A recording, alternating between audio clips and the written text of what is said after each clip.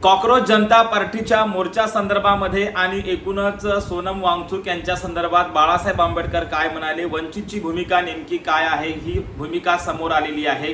बाळासाहेबांनी नेमके कोणते प्रश्न उपस्थित केले या आंदोलनाच्या संदर्भाने, त्यासोबतच बाळासाहेब आंबेडकरांनी राष्ट्रीय पक्षांच्या नेत्यासंदर्भात काय भूमिका घेतलेली आहे, या पक्षाला कोण पाठिंबा देत आहे किंवा या मोर्चाला कोण पाठिंबा देत आहे आणि नेमकं काय चाललंय, या अशा अनेक प्रश्नांची उत्तरे आपण या व्हिडिओच्या माध्यमातून पाहणार आहोत की नेमकं हे आंदोलन कोणाच्या हातामध्ये आहे किंवा या आंदोलना पाठीमागची काय भूमिका आहे आणि इतरांची काय भूमिका आहे, वंचितची काय भूमिका आहे, या सर्व प्रश्नांची उत्तरे आपण या व्हिडिओच्या माध्यमातून पाहूया।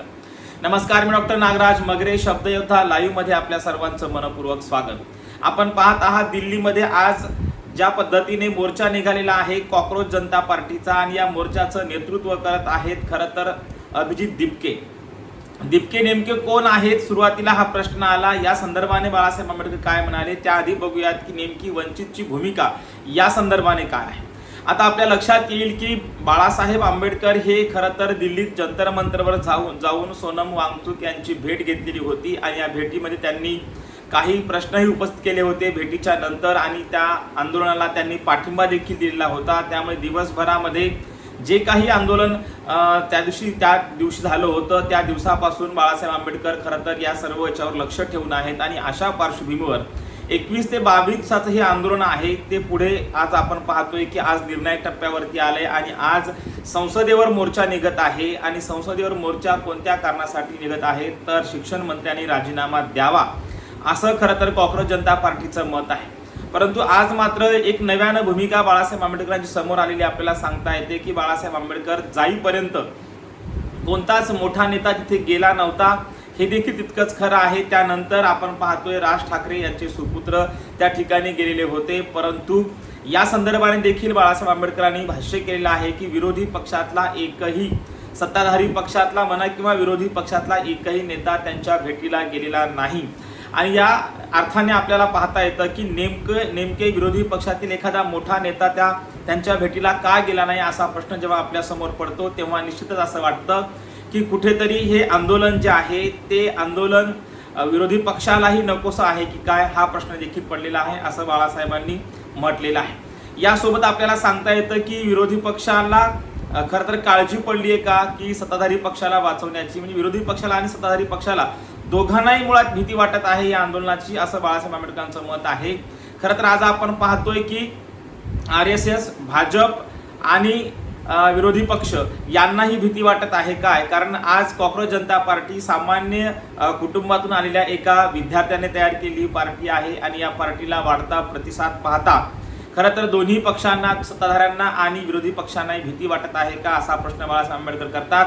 आज आपण पाहतोय की खरंच एखाद्या राष्ट्रीय पक्षाचा एखादा राष्ट्रीय नेता त्यांच्या भेटीला म्हणजे सोनम वांगचूक यांच्या भेटीला आतापर्यंत गेलेला नव्हता, आणि काल आपण पाहिलं की त्यांना सरकारने खरं तर ताब्यात घेतलं आणि ताब्यात घेऊन त्यांच्यावर काही उपचार सुरू करत आहेत। आणि अशा पार्श्वभूमीवर इकडे पाहतोय आपण अभिजित दिपकेने आज जो काही मोर्चा दिल्लीत काढला, या मोर्चावरून आपल्याला सांगता येते कुठेतरी या मोर्चाच्या आधी काय भूमिका होत्या किंवा या पक्षाबद्दल लोकांच्या काय भूमिका होत्या। आज बाळासाहेबांची प्रतिक्रिया बघितल्यानंतर आपल्याला लक्षात येईल की बाळासाहेब आंबेडकर म्हणतात की मनावा तसा पाठिंबा भेटत नाही, कारण ज्या वेळेस अभिजित दिपके कोणत्या कास्टचा आहे हे जेव्हा लोकांना समजलं तेव्हा लोकांनी खरं तर त्या संदर्भामध्ये वेगळी भूमिका घेतली। यावरून आपल्या लक्षात येते बाळासाहेब आंबेडकर असं म्हणतात की धर्म, जात आणि तुमचे प्रश्न ह्या गोष्टी आपण खरं तर प्रामुख्याने अभ्यासल्या पाहिजे। तुमच्या प्रश्नांमध्ये आणि देव्हाऱ्यामध्ये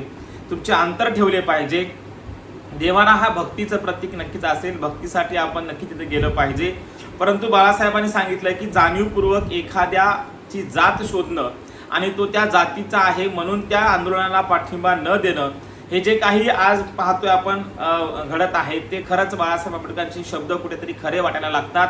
कारण आज आपण पाहतोय की त्यांच्या भेटीला कुठलाही बडा नेता गेलेला नाही, ज्याच्या संदर्भाने आपण चर्चा करतोय की आज असं म्हणतायत की राष्ट्रवादी काँग्रेस शरद पवार गटाचा याला पाठिंबा आहे, उद्धव बाळासाहेब ठाकरे यांच्या शिवसेनेचाही पाठिंबा आहे, परंतु त्यांची जाऊन भेट घेण्याचा मात्र कोणी विचार केलेला नाही। हे देखील बाळासाहेबांना सुचवायचंय का किंवा राहुल गांधी देखील गेलेले नाहीत हे देखील सुचवायचंय का, हे सूचक विधान आहे का असा प्रश्न आज पडतो.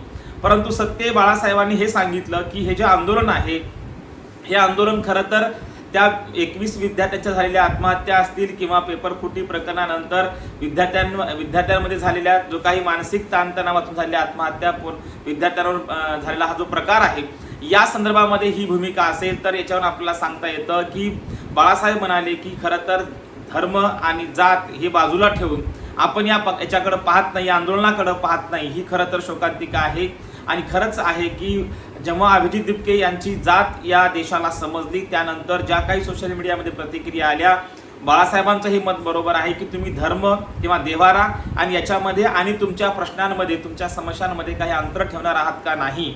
सामान्य लोकांनी याच्याकडे कसं पाहिलं पाहिजे हे बाळासाहेबांनी सांगितलेलं आहे की विरोधी पक्ष देखील खरं तर वाहत्या गंगेत हात धुत आहेत असं बाळासाहेबांचा आरोप आहे. यासोबतच बाळासाहेब पुढे असं म्हणतात की राष्ट्रीय पक्षाचा नेता तिथे कोणीही गेलेला नाही. याचा अर्थ काय, त्यांना हे आंदोलन नको आहे का असं देखील बाळासाहेबांचं मत आहे. तेवढंच नाही तर बाळासाहेब पुढे असं म्हणतात की राष्ट्रीय पक्षाचा नेता गेला नाही याचा अर्थ कुठेतरी नेते घाबरत आहेत. मग नेमके हे नेते कोणाला घाबरत आहेत, सत्तेला घाबरत आहेत का त्यांना या आंदोलनातून एखादा पक्ष किंवा सर्वसामान्य नेतृत्व पुढे येऊ द्यायचं नाही, असे अनेक प्रश्न आहेत. परंतु वास्तव बाळासाहेबांनी सांगितलेलं आहे की हा जो मोर्चा आहे मनाचा पाठिंबा भेटत नाही. हे पहिलं विधान त्यांचं सर्वात महत्त्वाचं आहे. आजच्या प्रतिक्रियेवरून आपल्याला सांगता येतं. आणि पुढे ते असं म्हणतात की या देशामध्ये हुकुमशाही आणायची आहे, लोकशाही घालवायची आहे, हे सत्ताधारी पक्षाचं खरं तर हा अजेंडा आहे असं बाळासाहेब आंबेडकर म्हणतात. आणि दुसरीकडे आपल्याला सांगता येते की अभिजित दिपके यांचं आंदोलन म्हणावं तसं यशस्वी होत नाही असा आपल्याला दिसून येते. कारण जेव्हा त्यांची जात समजते तेव्हा मात्र या देशातील समाज जो आहे, जो जातीने ग्रस्त आहे, जो धर्माने ग्रस्त आहे आणि तो समाज आपण पाहतो, या सर्व गोष्टीवरून आपल्या लक्षात येतं की त्या समाजाला असं वाटतं की आपला हा प्रश्न नाही, धर्माचा प्रश्न असेल तर आपला असतो, जातीचा असेल तर आपला असतो. आणि म्हणून बाळासाहेब आंबेडकर म्हणतात की जात, धर्म, देवारे आणि तुमच्या समस्या, तुमच्या प्रश्न यांच्यामध्ये अंतर ठेवलं तर असे आंदोलन यशस्वी होतील.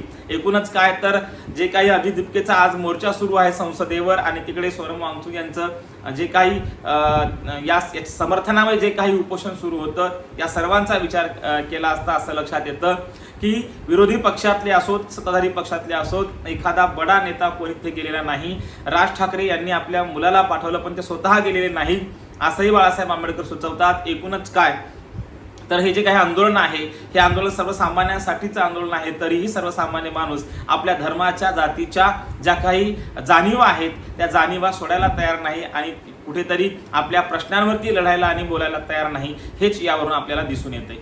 धन्यवाद.